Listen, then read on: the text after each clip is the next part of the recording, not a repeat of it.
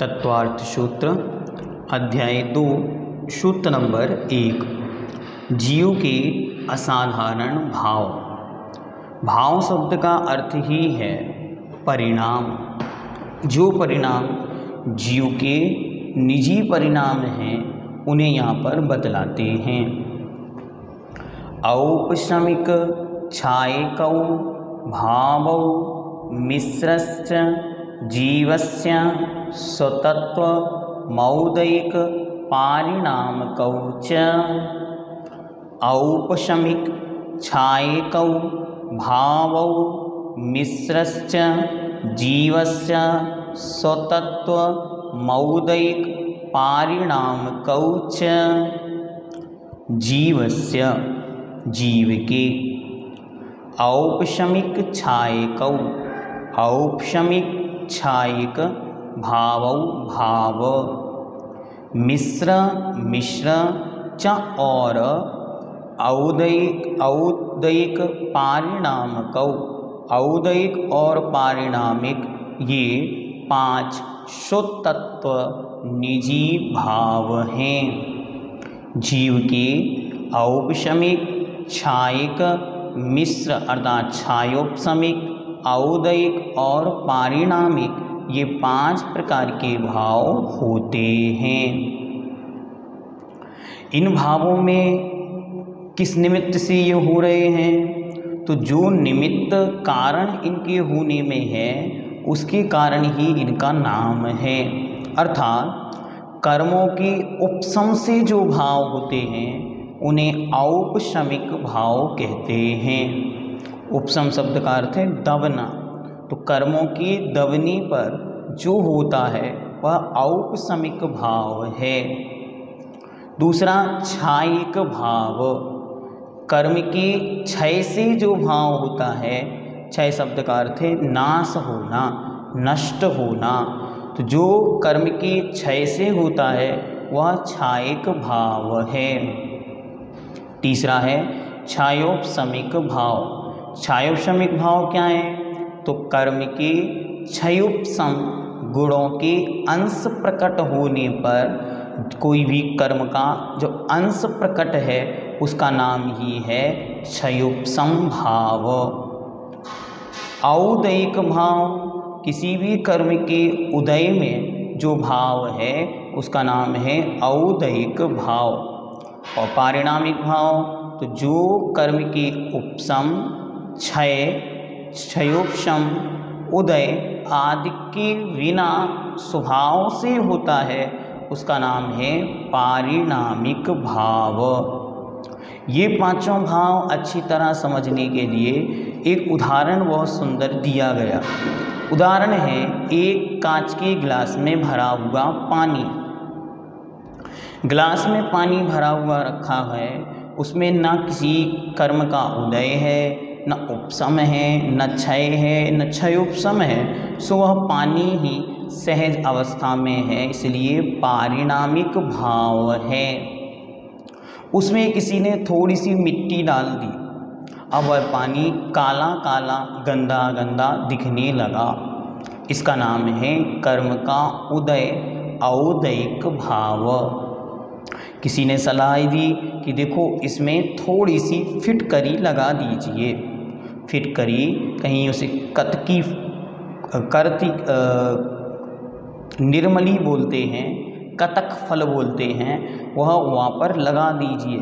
जिससे क्या होगा? जिससे जो मिट्टी धूल गंदगी आई है वो उस पानी में नीचे जाकर बैठ जाएगी, दब जाएगी, इसका नाम है उपशम। और इससे होने वाला भाव औपशमिक भाव कहलाता है। जो मिट्टी नीचे जाकर बैठी है वो कुछ समय तक तो बैठेगी, उसके बाद पुनः अपना कार्य दिखाने लगेगी और वह पुनः उदीरित होने लगेगी। जब वो पुनः उठने लगेगी तब वह उसे कहलाएगा छायोपशमिक भाव। गुण के अंश का प्रकट होना, गुण के अंश वहाँ पर काम करने लगे। और फिर किसी ने सलाह दी कि देखो ऐसे तो फिर पानी गंदा हो जाएगा, क्या करना चाहिए? पानी में से गंदगी हमेशा के लिए अलग कर देनी चाहिए। इसका नाम है क्षय। गंदगी का, कर्मों का आत्मा से पृथक हो जाना, अलग हो जाना, नष्ट हो जाना, क्षय हो जाना, इसका नाम है क्षायिक भाव। और पानी अब जो शेष है इसका नाम है पारिणामिक भाव। यहाँ पर जो परिभाषाएं दी हैं उसमें क्षयोपशम की परिभाषा थोड़ी सी कठिन है, तो उसे आप याद कर लें कि उसकी परिभाषा में आपको लिखना है गुणों के अंश का प्रकट होना। गुणों के अंश का प्रकट होना ही क्षयोपशमिक भाव है। अब इनके सामान्य से भेद कितनी कितनी हैं, तो सूत्र नंबर 2, भावों के भेद। द्विनवाष्टादशैकविंशति त्रिभेदा यथाक्रमम्। द्विनवाष्टादशैकविंशति त्रिभेदा यथाक्रमम्। ऊपर कहे गए पांचों भाव यथाक्रमम् क्रम से द्वि, नव, अष्टादश मतलब 18, एकविंशति अर्थात 21 और त्रि अर्थात 3 भेद वाले हैं। क्रम से उनको लगाएंगे तो औपशमिक भाव 2 भेदों वाला है, क्षायिक भाव 9 भेदों वाला है, क्षायोपशमिक भाव 21 भेदों वाला है और मिश्र भाव 18 भेदों वाला है और अंतिम पारिणामिक भाव 3 भेदों वाला है। अब आगे आचार्य क्रमशः प्रत्येक सूत्र में इनके भावों का विस्तार सह वर्णन यहाँ पर करेंगे। द्वि अर्थात 2, कौन से, औपशमिक, औपशमिक के 2 भेद, इसके बाद क्षायिक के 9 भेद, मिश्र के 18 भेद, औदायिक के 21 भेद और पारिणामिक के 3 भेद होते हैं। अब हम औपशमिक के 2 भेदों को देखते हैं। सूत्र नंबर 3, सम्यक्त्व चारित्रे।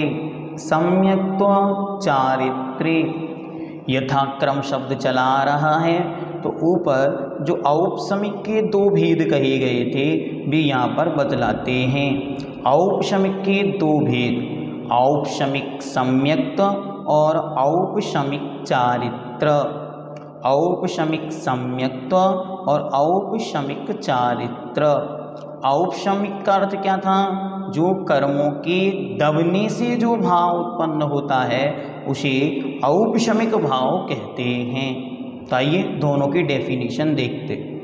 औपशमिक सम्यक्त्व क्या है, तो अनंतानुबंधी क्रोध, मान, माया, लोभ, ये 4 प्रकृतियाँ और दर्शन मोहिनी की मिथ्यात्व, सम्यक मिथ्यात्व और सम्यक प्रकृति, इन 7 प्रकृतियों के उपशम अर्थात दबने से जो आत्मा में सम्यक्त्व उत्पन्न होता है उसे औपशमिक सम्यक्त्व कहते हैं। सम्यक्त्व की विरोधी अर्थात सम्यक दर्शन का जो घात करने वाली हैं ऐसी 7 प्रकृतियाँ अनंतानुबंधी क्रोध, मान, माया, लोभ 4 और दर्शन मोहिनी की 3 मिथ्यात्व, सम्यक मिथ्यात्व और सम्यक्त्व प्रकृति, इन 7 प्रकृतियों के उपशम अर्थात दबने से जो भाव प्रकट होता है उसे औपशमिक भाव कहते हैं। और ये 7 प्रकृतियाँ दबने पर जो सम्यक्त्व उत्पन्न हुआ तो उसे औपशमिक सम्यक्त्व कहते हैं। जब यह पहली बार होता है तो प्रथमोपशम सम्यक्त्व कहलाता है और यह जब दूसरी या अन्य बार होता है तब यही द्वितीयोपशम सम्यक्त्व कहलाता है। दूसरा औपशमिक चारित्र। औपशमिक चारित्र क्या है, तो मोहिनी कर्म की 21 प्रकृतियों के उपशम से जो चारित्र होता है उसे औपशमिक चारित्र कहते हैं। मोहिनी कर्म की टोटल 28 प्रकृतियाँ होती हैं, 28 में से 7 ऊपर दबा दी जिससे औपशमिक सम्यक्त्व हुआ और बची हुई 21 प्रकृतियां दबाने पर जो चारित्र उत्पन्न हुआ उसका नाम है औपसमिक चारित्र। इस प्रकार यह उपसम के दो भेद बतलाए। पहला औपसमिक सम्यक्त और औपसमिक चारित्र। उपसम शब्द का सामान्य अर्थ है दबना, शांत बैठना। तो जो मोहिनी कर्म की 28 प्रकृतियां हैं, उन 28 में से 7 प्रकृतियां जो दर्शन की विरोधी हैं, इनके दबने से सम्यक दर्शन होता है, और बाकी 21 प्रकृतियों के शांत बैठने से आत्म परिणामों में जो चारित्र की परिणति बनती है उसे औपसमिक चारित्र कहते हैं। ये जीवन भर याद रखना है कि उपसम केवल मोहिनी कर्म का होता है, अन्य कर्मों में उपसम की कोई भी व्यवस्था नहीं है। ये बात अच्छी तरह ध्यान रख लेने पर हमारा संपूर्ण डाउट या विकल्प समाप्त हो जाता है। अब यहाँ पर उपसम सम्यक्त के भी दो भेद हैं, एक प्रथमोपसम सम्यक्त और एक द्वितीयोपसम सम्यक्त। इनको देखते हैं। प्रथमोपसम सम्यक्त शब्द से समझ में आ रहा है प्रथम अर्थात पहली बार। मिथ्या दृष्टि जीव को दर्शन मोहिनी की 3 प्रकृतियां एवं अनंतानुबंधी क्रोध मान माया लोभ, इन 7 प्रकृतियों के उपसम दबने पर जो सम्यक्त होता है उसका नाम प्रथमोपसम सम्यक्त है। और द्वितीयोपसम सम्यक्त क्या है? छायोपसमिक सम्यक्त के बाद जो उपसम सम्यक्त होता है उसका नाम द्वितीयोपसम सम्यक्त है। यह कब होता है? तो कहते हैं सप्तम गुण स्थानवर्ती मुनि यदि उपसम श्रेणी चढ़े तब उसको छायक सम्यक्त या द्वितीयोपसम सम्यक्त की आवश्यकता पड़ती है। यदि कर्मों का क्षय उस समय नहीं हुआ तो छायक सम्यक्त उपलब्ध नहीं होगा, तो उस समय वे कर्मों का उपसम करके करण परिणामों की विशुद्धि केवल पर इन कर्मों को दबाकर और आगे आगे बढ़ते चले जाते हैं। इसका नाम है द्वितीयोपसम सम्यक्त्व। इस प्रकार सम्यक औपसमिक के दो भेद हुए, औपसमिक सम्यक्त और औपसमिक चारित्र। सूत्र नंबर 4, छायक भाव के 9 भेद। ज्ञान, दर्शन, दान, लाभ, भोगोपभोग, वीर्याणि च। ज्ञान, दर्शन, दान, लाभ, भोगोपभोग, वीर्याणि च। छायक भाव के 9 भेद होते हैं। छायक भाव क्या है? तो जो कर्म के क्षय से उत्पन्न होता है उसका नाम छायक भाव है। छायक भाव के 9 भेद ज्ञान, दर्शन, दान, लाभ, भोग, उपभोग, वीर्य। च शब्द जो यहाँ दिया हुआ है उससे पहले कहे गए दोनों अर्थात सम्यक्त और चारित्र, दोनों में छायक शब्द जुड़ जाएगा तो छायक सम्यक्त और छायक चारित्र। इस प्रकार ये 9 भाव होते हैं। ज्ञानावरणी कर्म के क्षय से केवल ज्ञान हुआ, इनमें या तो केवल शब्द आगे लगता है या छायक शब्द लगता है, तो केवल ज्ञान। दूसरा, दर्शनावरणी कर्म के क्षय से केवल दर्शन उत्पन्न हुआ। अंतराय कर्म 5 प्रकार का है, दान, लाभ, भोग, उपभोग, वीर्य। तो पांचों का क्षय हुआ तो क्रम से छायक दान, छायक लाभ, छायक भोग, छायक उपभोग और छायक वीर्य प्राप्त हुआ। मोहिनी कर्म के 2 भेद हैं, एक दर्शन मोहिनी और एक चारित्र मोहिनी।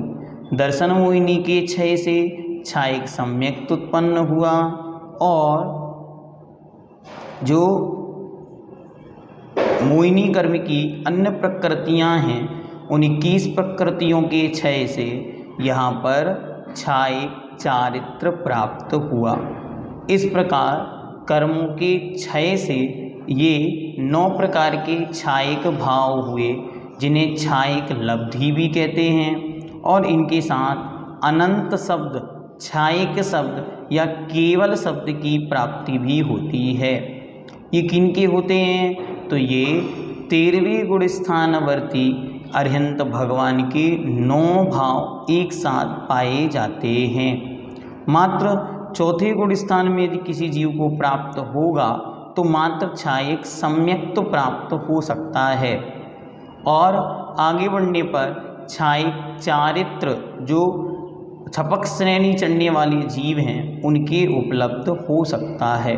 इस प्रकार यह 9 प्रकार की 9 लब्धियाँ या 9 छायक भाव जाननी चाहिए। ये केवल पूर्णतया अरिहंतों के और सिद्ध भगवंतों के पाए जाते हैं। सूत्र नंबर 5, छायोपशमिक भाव के 18 भेद।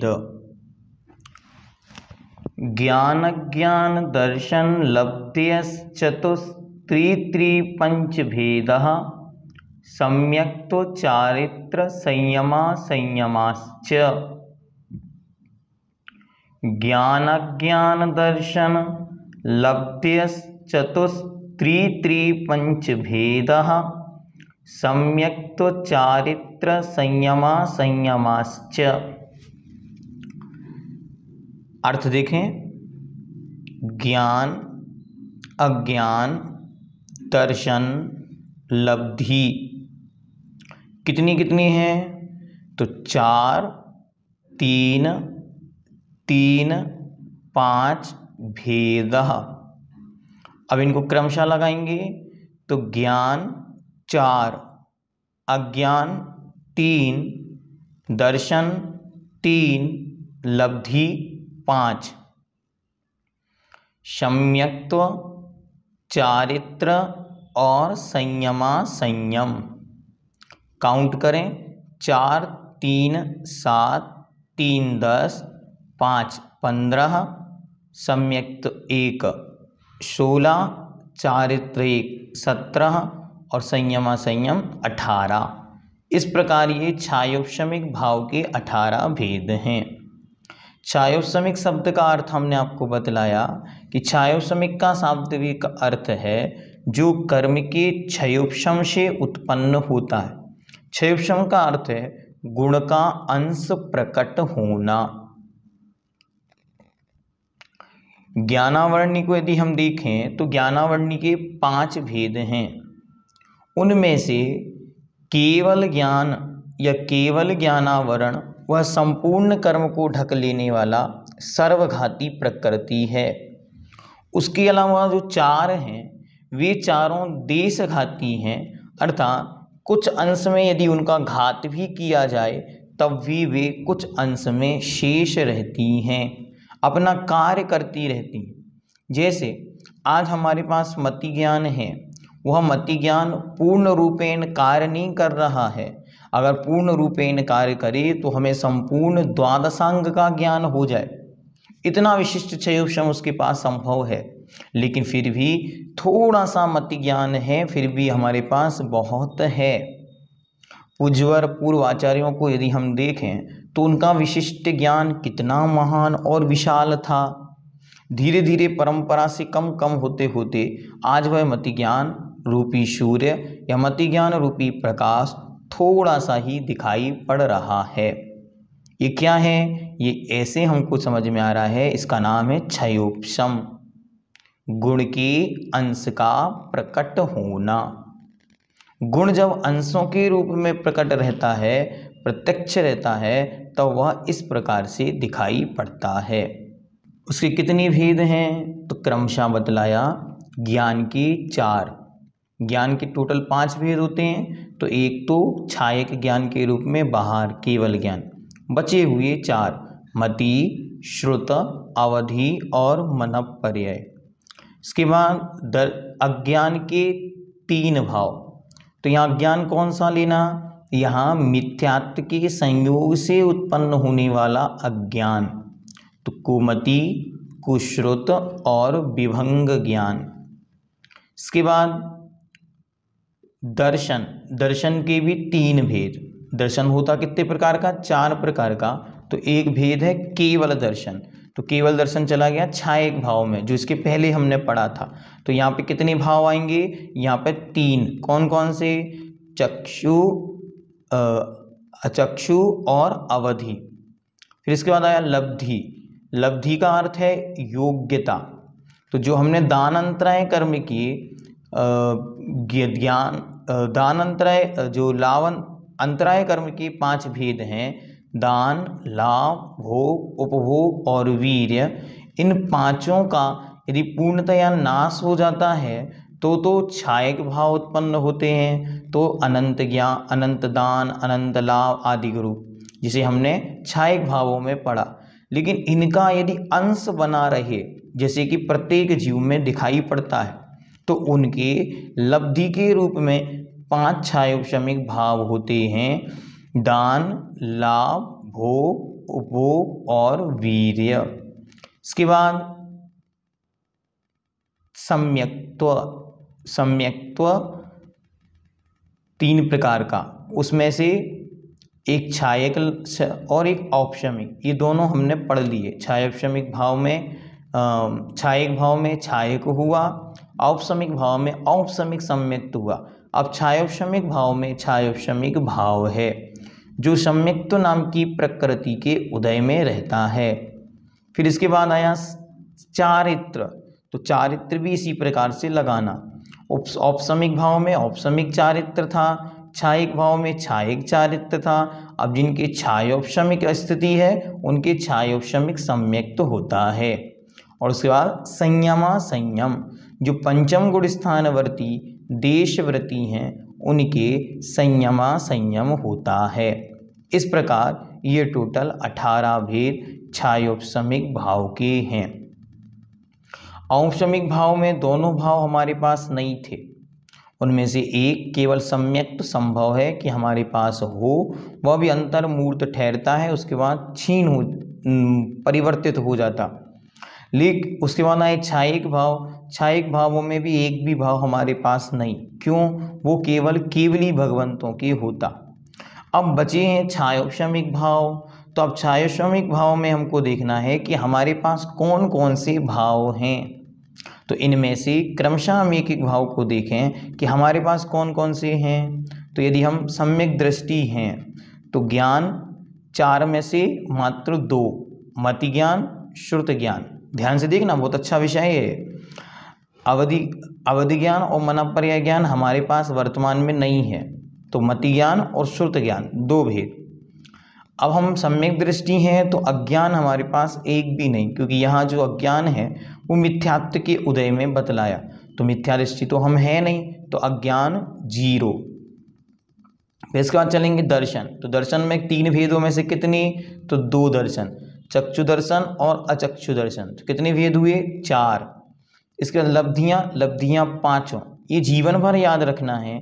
संसार के प्रत्येक जीव, निगोरिया जीव से लेकर संपूर्ण जीवों के लब्धियाँ पाई ही जाती हैं।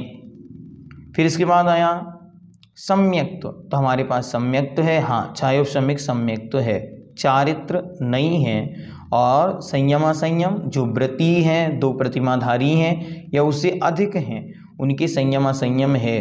जो नहीं है व्रती उनके नहीं है। तो कितने हुए? 2 ज्ञान, 2 दर्शन, 4 लब्धियाँ, 5 हुए 9 और 1 सम्यक्त। तो टोटल हुए 10। तो हमारे पास कितने भाव हैं? छायोपशमिक के 10 भाव हमारे पास वर्तमान में प्रेजेंट कंडीशन में उपलब्ध हैं। ठीक हुआ ये? अच्छी तरह इसको देखें। जो भी गुण का अंश है, जो भी कर्म है, वो पूर्णतया तो अभी नष्ट नहीं हुआ, लेकिन कुछ अंशों में अभी उदित है, दिखाई पड़ रहा है, और कुछ अंशों में ढका हुआ है, इसलिए उसका नाम है छायोपशम। और उससे बनने वाला भाव बना छायोपशमिक भाव। औदयिक भाव के 21 भेद। जो कर्म के उदय से भाव होते हैं उन्हें औदयिक भाव कहते हैं। इसके भेद कितने? 21। कौन कौन से देखते हैं? गति, कषाय लिंग मिथ्या दर्शना ज्ञाना संयता सिद्ध लेश्यास चतुश्चतुस्त्री कैक षड भेदः। गति कषाय लिंग मिथ्या दर्शना ज्ञाना संयता सिद्ध लेश्यास चतुश्चतुस्त्री कैक षड भेदः। एक एक शब्द को अलग अलग करके देखें तो पहला गति, कषाय, लिंग, मिथ्या दर्शन, अज्ञान, असंयत, असिद्ध और लेश्या। कितने भेद हैं इनके? तो क्रमशः गति 4, कषाय 4, लिंग 3, मिथ्या दर्शन 1, अज्ञान 1, असंयत 1, असिद्धत्व 1 और लेश्या 6। टोटल कितने हुए? 21 भाव हुए जो कर्म के उदय में होते हैं। अब इनमें से हमारे कौन कौन से हैं? यद्यपि आपको भेद याद होंगे फिर भी एक बार लगा लेते। गतियाँ 4, मनुष्य, त्रयंच, देव और नरक। ठीक। कषाय 4, क्रोध, मान, माया, लोभ। लिंग 3, स्त्रीवेद, पुरुषवेद, नपुंसक वेद। मिथ्या दर्शन 1, तत्व के प्रति जो अश्रद्धान है उसका नाम ही मिथ्या दर्शन है। उसके बाद अज्ञान, यहाँ अज्ञान है 1। यहाँ कौन सा अज्ञान लेना? यहाँ जो किसी भी जीव को ज्ञानावर्ण कर्म के उदय में अज्ञानता है उसका नाम ही यहाँ पे अज्ञान भाव है।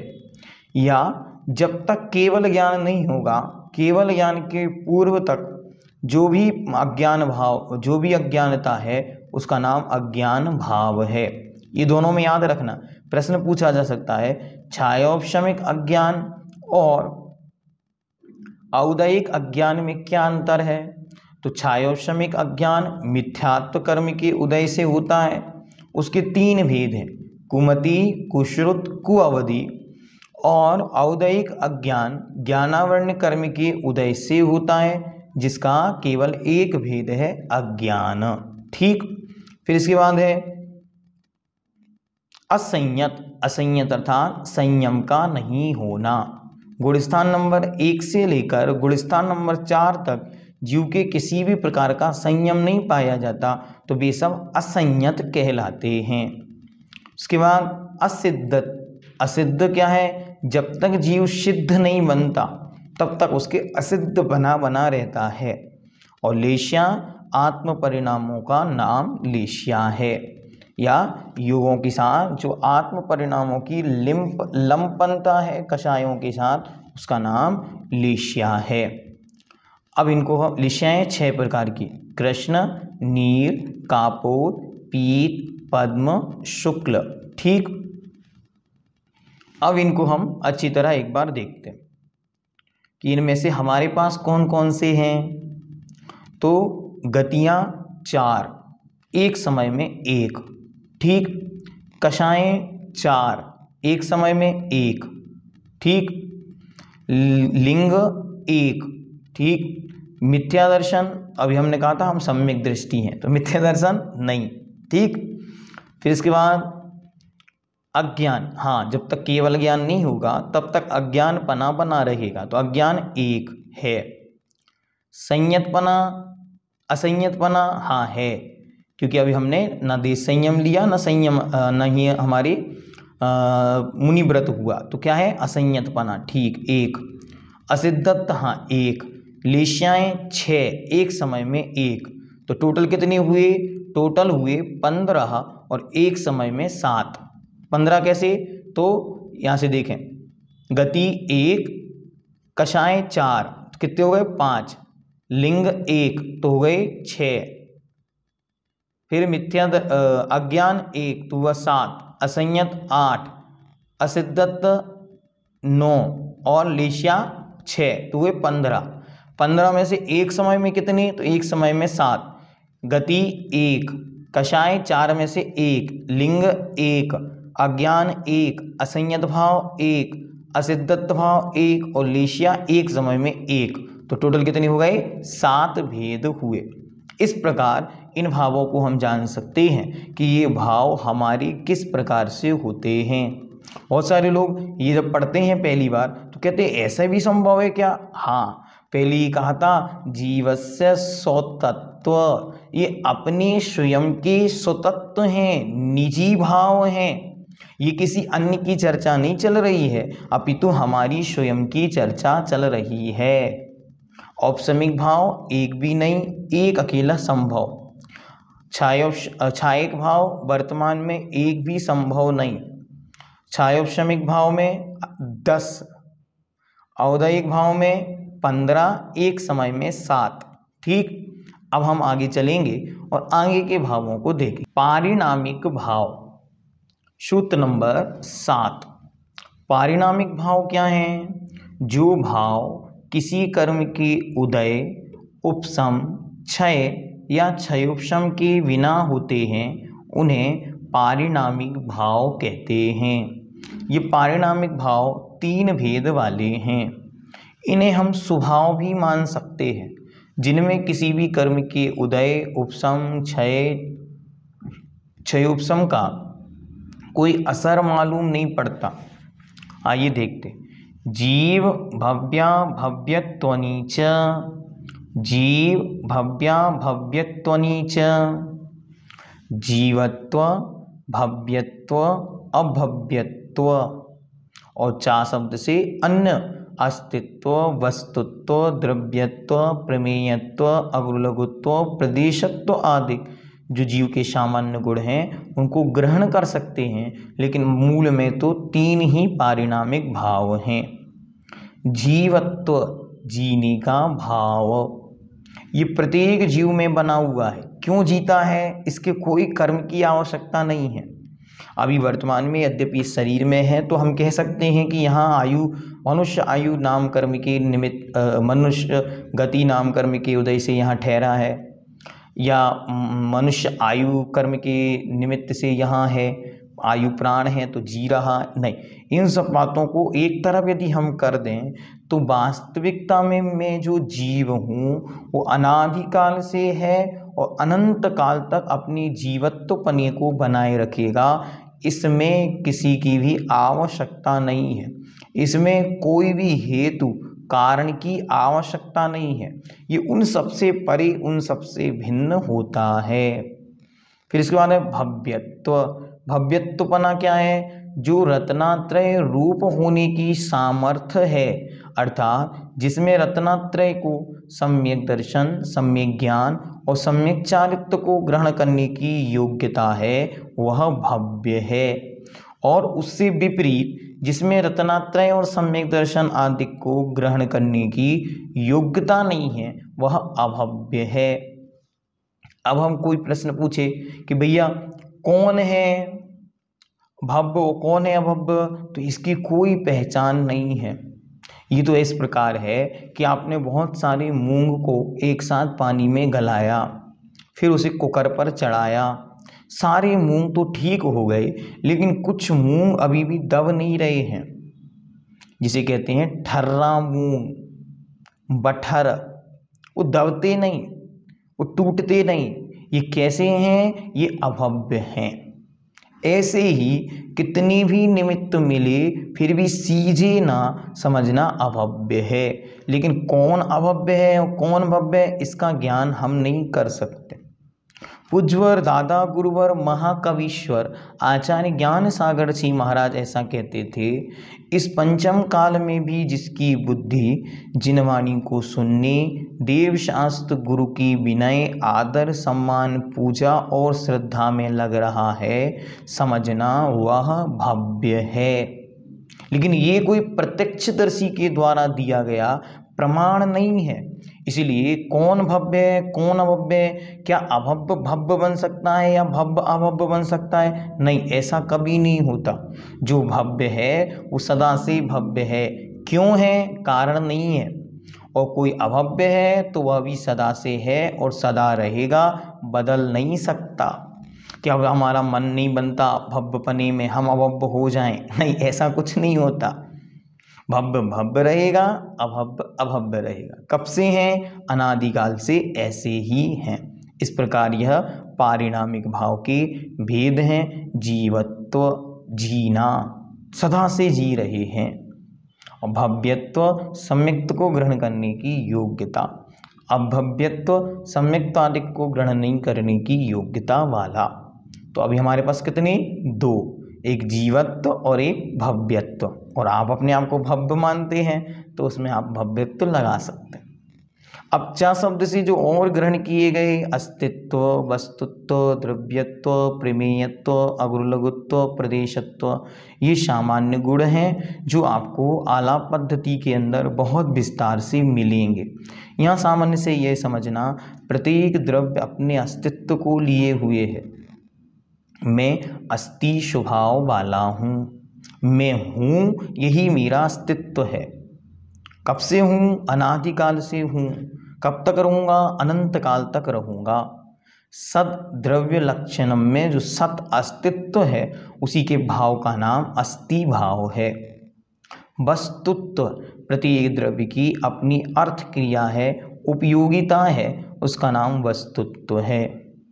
द्रव्यत्व, द्रव्यत्व क्या है?